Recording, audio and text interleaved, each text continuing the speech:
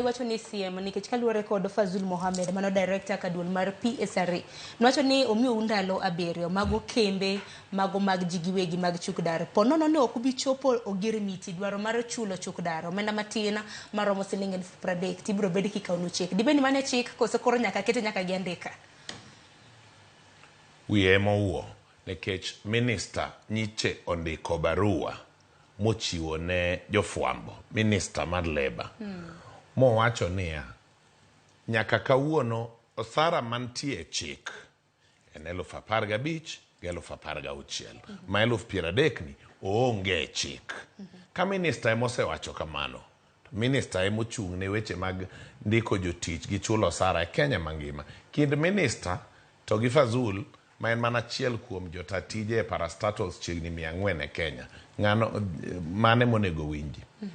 to nega wach ni moro kendo ma wiya owilgo chik moro amora ma bunge okelo miluongo ni Act of Parliament nyalo mana tiyo ka en gi gigo miluongo ni regulations ma kendo parliament nyaka kadhi minister mochung' ne migawo no koro kaka e weche wagi minister en Professor Abraham Kithure Kindiki ochuno ni en owuon nyaka oter regulations e bunge okonyalo oro jagoro mongirore niche ne waneno Fazul gi jagoro Raymond Omolo ka gidhi e bunge kasto Fazul keto e mbui mare ni wabiro go mbaka gi jo od bura wakelo regulations ok nyal ter gi jagoro mongirore regulations itero gi minister en owuon mano tich moko nyal pogo momi jagoro iluongo ni accounting officer bende jagoro ni en member mar board mar PSRA jagoro mongirore en member mar board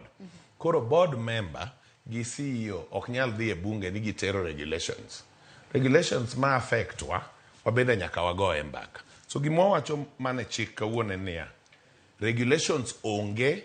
manyalo tayo chik mar 13 mar private security mar higa 2016 oonge so nyiso ni Fazul onge kama ochung'e